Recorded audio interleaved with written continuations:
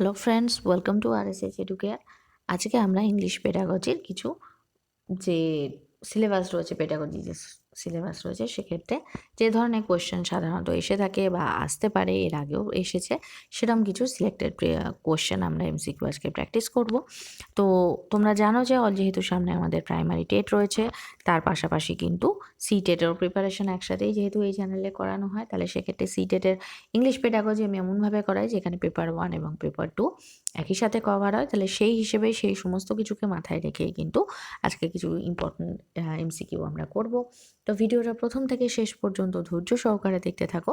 আর যারা চ্যানেলে first time visit করছো তারা কিন্তু অবশ্যই চ্যানেলকে সাবস্ক্রাইব করো। আর সাবস্ক্রাইব বাটনের পাশে থাকা যে বেল আইকন রয়েছে সেখানে অলে ক্লিক করো। তাহলে যখনই আমি কোনো নতুন ভিডিও তোমাদের জন্য আপলোড করব, তার নোটিফিকেশান তোমাদের কাছে পৌঁছে যাবে। আর যারা অলরেডি চ্যানেলে রয়েছো বা নতুন ভিজিট করছো, তাদের যদি ভিডিও ভালো লাগে, আমার কাজ যদি ভালো লাগে, তাহলে অবশ্যই একটা ছোট্ট লাইক করো। তোমার বন্ধুদের সাথে বেশি করে শেয়ার করো, যাতে আমার রিচ আরও বেশি করে তোমাদের কাছে পৌঁছায় এবং আরও ভালোভাবে যাতে আমরা প্রিপারেশন করতে পারি।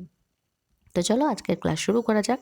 আজকে যেটা প্রথম প্রশ্ন সেটা হচ্ছে the structural functional approach or the functional communicative approach, দুটো একই, ইজ ফার্মলি বেসড অন। এর আগে আমরা বিভিন্ন যে অ্যাপ্রোচগুলো রয়েছে সেগুলো কিন্তু তার উপরে কিন্তু আমরা ক্লাস করেছি। ফাংশনাল স্ট্রাকচারাল অ্যাপ্রোচ বা যেটাকে আমরা ফাংশনাল কমিউনিকেটিভ অ্যাপ্রোচ বলি, এই অ্যাপ্রোচের ওপরে কিন্তু আলাদা করে ক্লাস করানো আছে। এর আগে আমি যখন ডেসক্রিপটিভগুলো করিয়েছিলাম তখন বলেছিলাম এই অ্যাপ্রোচেসগুলো থেকে কিন্তু প্রচুর কোয়েশ্চেন আসে। গতবারে টেটেও কোয়েশ্চেন এসছে এবং প্রাইমারি টেটেও কিন্তু এই অ্যাপ্রোচগুলোর উপরে একটা কোয়েশ্চেন এসেছিল। তো সেক্ষেত্রেও যদি মনে হয় যে অ্যাপ্রোচগুলো দেখতে হবে, তাহলে কিন্তু ইংলিশ পেডাগজির যে প্লেলিস্ট আছে সেখান থেকে কিন্তু তোমরা দেখে নিতে পারো। তো যাই হোক, যে স্ট্রাকচারাল ফাংশনাল অ্যাপ্রোচ বা যেটাকে আমরা ফাংশনাল কমিউনিকেটিভ অ্যাপ্রোচ বলে থাকি, এটা কিসের ওপর ভিত্তি করে রয়েছে? The principal of minimum teaching maximum learning, অর্থাৎ টিচিংটা মিনিমাম এবং ম্যাক্সিমাম হচ্ছে শিখনের ওপরে। দ্য টিচার সেন্টার্ড লার্নিং, শিক্ষক বা শিক্ষিকা কেন্দ্রিক শিখন। Formal learning in the classroom situation, শ্রেণীকক্ষ অনুযায়ী যে পরিবেশ তৈরি হয় সেটা, এর মধ্যে কোনোটাই নয়। এক্ষেত্রে সঠিক উত্তর হবে option A. Next question, the translation method makes no attempt for training in. Translation যে মেথড রয়েছে সেই মেথডে কোন নো অ্যাটেম্পট ফর ট্রেনিং, এখানে দেখো ফের নো কথাটা ইউজ করা হয়েছে, নো অ্যাটেম্পট ফর ট্রেনিং, যেখানে ট্রেনিংয়ের ক্ষেত্রে কোনো কিছু অ্যাটেম্পট নেওয়া হয় না। Listening, speech, reading, none of this. এক্ষেত্রে সঠিক উত্তর হবে option B, speech. Next, what is essential in the structural functional approach is. আবার সেই স্ট্রাকচারাল ফাংশনাল অ্যাপ্রোচ এসছে, এখানে কি সব থেকে বেশি প্রয়োজনীয়? Maximum teaching, supervision of students work, emphasize on writing skill, none of this. এক্ষেত্রে সঠিক উত্তর হবে option A, maximum option B, এটা ভুল বললাম আমি, এটা হবে option B, supervision of students work. যেহেতু ম্যাক্সিমাম লার্নিংয়ের উপরে ফোকাস করা হচ্ছে, তাহলে সেক্ষেত্রে তারা কি শিখছে সেটা সুপারভিশন করতে হবে। Next question, the order of 4 skills in learning English as second language is as follows. যখন সেকেন্ড ল্যাঙ্গুয়েজ হিসেবে ইংলিশকে নেওয়া হচ্ছে, সেক্ষেত্রে যে 4টে স্কিল আছে এবং সেগুলি সিকোয়েন্টলি যদি সাজানো হয় তাহলে কি হবে? Writing, reading, listening, speaking. Reading, writing, speaking, writing, listening, speaking, reading, writing, naan of this. আমি কি বলেছিলাম যখনই আমি স্কিল পড়িয়েছিলাম তখন একটা শর্টকাট শিখিয়েছিলাম, সেটা কি? LSRW। L for listening, S for speaking, R for reading, W for writing। এই LSRWটা যদি মনে রাখা হয় তাহলে সঠিক উত্তর কি সেটা কিন্তু খুব সহজে উত্তর দেওয়া যাবে। তাহলে listening, speaking, reading and writing. Next question, who defines the Literary SIM of teaching English as endeavoring,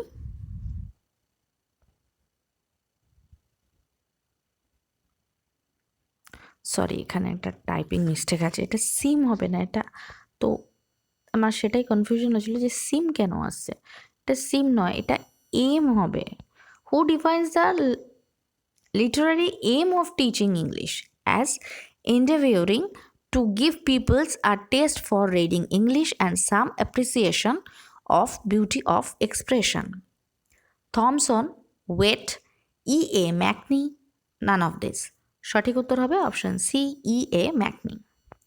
next question, এই কোটেশন তুলে কিন্তু পেডাগজি থেকে প্রচুর কোশ্চেন আসে, সেই জন্যই আমি প্রত্যেকটা এমসিকিউ ক্লাসেই চেষ্টা করছি যে একটা দুটো যাতে কোটেশন নিয়ে আসার, যেগুলো তোমরা একই সাথে অনেক কোটেশন করালে কি হয়, অনেক চাপ পড়ে যায়, মনে হয় অনেক কিছু মনে রাখতে হবে, কিন্তু একটা দুটো করে যদি প্রত্যেকটা ক্লাসে করা যায় তাহলে প্র্যাকটিসও হয়ে যাবে এবং তার পাশাপাশি সেগুলো মনে রাখতেও সুবিধা হয়।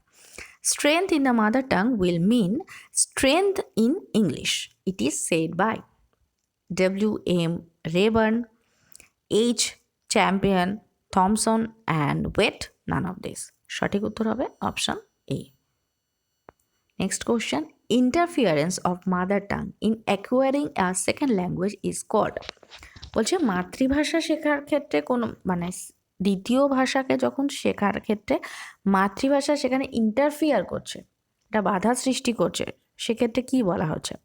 এটা positive transfer, negative transfer, both A and B, none of this.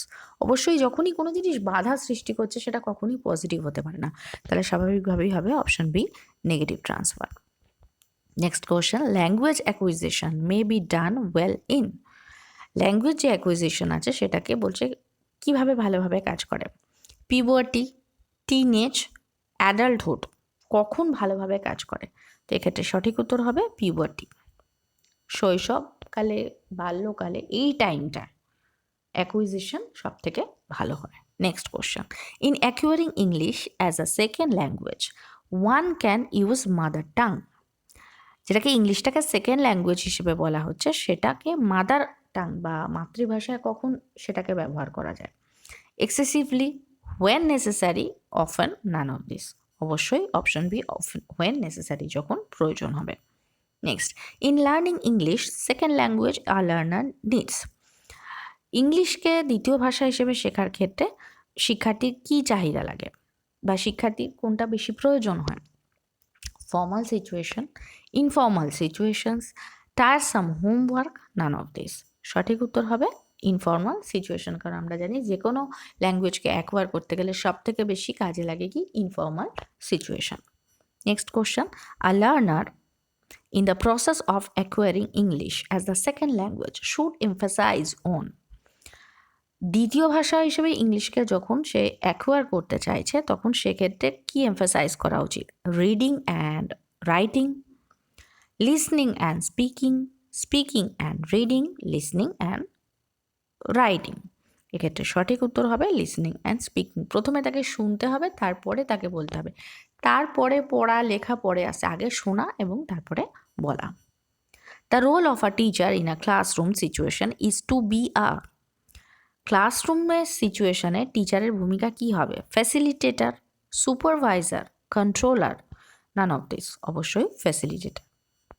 Next question, grammar should be taught in the class.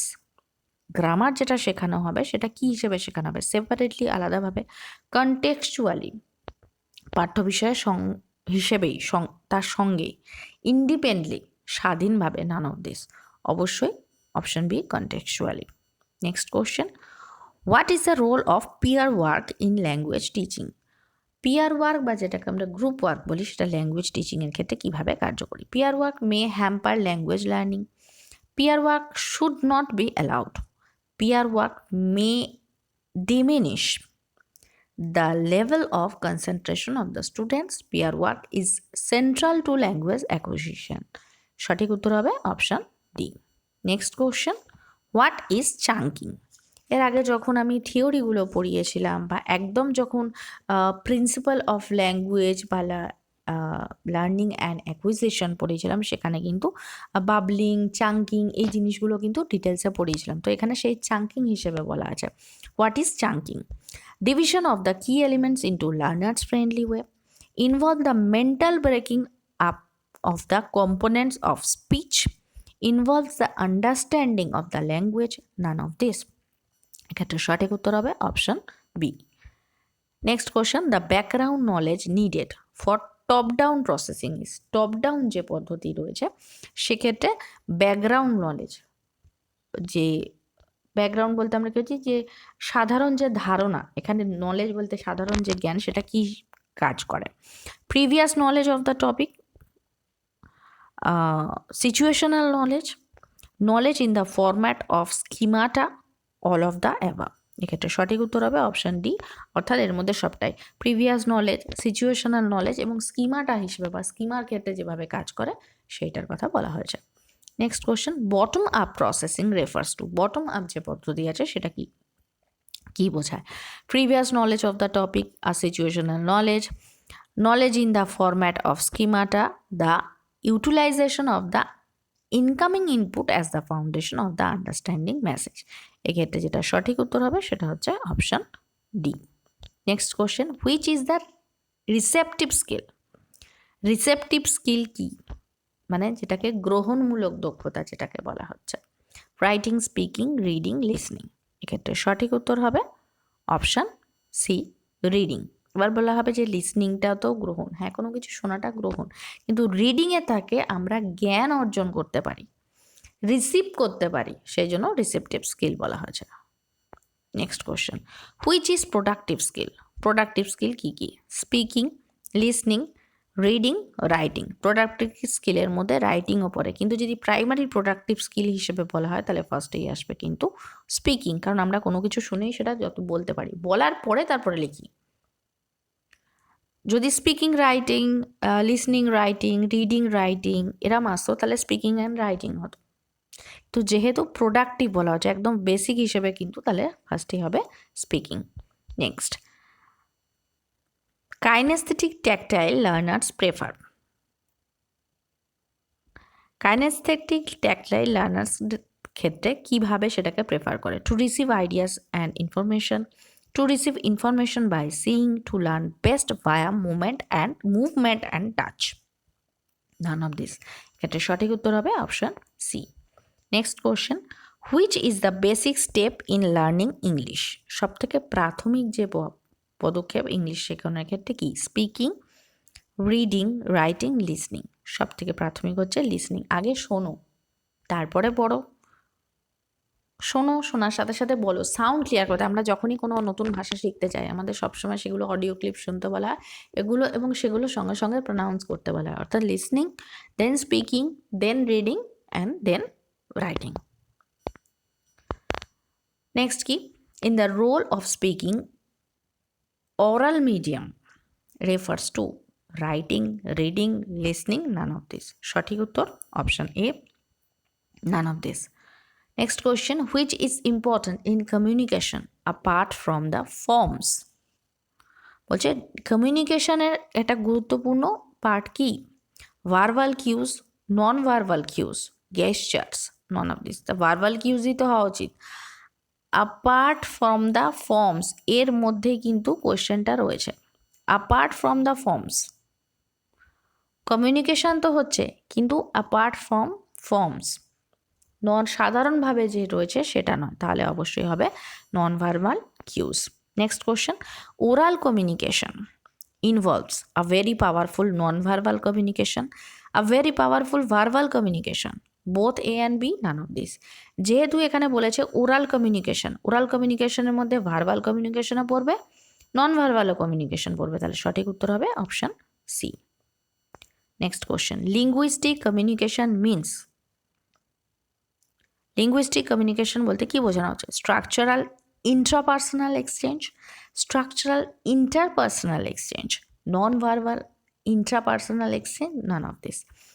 কী বলা হচ্ছে? লিঙ্গুইস্টিক কমিউনিকেশন, ভাষার আদান প্রদান, সেখানে ইন্ট্রাপার্সোনাল কী করে হচ্ছে? ইন্ট্রাপার্সোনাল তো হবে না, ইন্ট্রাপার্সোনাল মানে নিজের সঙ্গে নিজের আদান প্রদান হচ্ছে, মানে একের সঙ্গে অপরের হচ্ছে, তাহলে ইন্টারপার্সোনাল, তাহলে অপশান বি হচ্ছে রাইট আনসার। এই ইন্ট্রাপার্সোনাল আর ইন্টারপার্সোনাল এই দুটো কিন্তু খুব কনফিউজিং মনে হয়।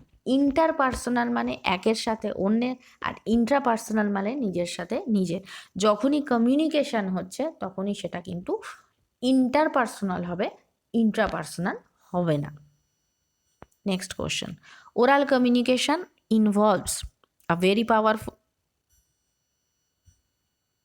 সরি এই একটা কোয়েশ্চেন ডবল এসে গিয়েছে। Next question, which is an umbrella concept in the role of speaking? Umbrella concept বলা হচ্ছে strategic competence, grammatical competence, discourse competence, sociolinguistic competence, এটা হবে গ্রামাটিক্যাল কম্পিটেন্স। ছাতার মতো আকৃতিতে যে শেখানোর যে ট্যাকটিস আছে এটা গ্রামার ট্রান্সলেশন মেথডে, তাহলে এটা কিছু হচ্ছে গ্রামাটিক্যাল কম্পিটেন্স বা গ্রামারিটিকে যে দিকগুলো রয়েছে তার সেক্ষেত্রে এটা ব্যবহার করা হয়। Next question, in learning English much importance would be given on. ইংরেজি শেখানোর ক্ষেত্রে সব থেকে বেশি গুরুত্ব কোন দিকে দেওয়া হয়? Written work, oral work, written and oral work, naan of this. সব থেকে যে কোনো ভাষার ক্ষেত্রে, শুধু ইংলিশ কেন, সব থেকে ফার্স্টে কিন্তু ওরাল ওয়ার্কের উপরে জোর দেওয়া হয়। Next question, extrinsic motivation suggests external administration by someone, internal energy to learn the language, rewards and punishment, none of this। যেহেতু বহির্মূলক বলা হচ্ছে তাহলে অবশ্যই এক্সটার্নাল হবে। লাস্ট কোয়েশ্চেন, ইনস্ট্রিক মোটিভেশন সাজেস্ট, ইনস্ট্রিক মানে হচ্ছে অভ্যন্তরীণ, তাহলে সেটা কি অপশনগুলো দেখে নিই। Desire which is not within the learner, desire within the learner, rewards, punishment. যেহেতু অভ্যন্তরীণ বলা হচ্ছে তাহলে ডিজায়ার উইদিন দ্য লার্নার।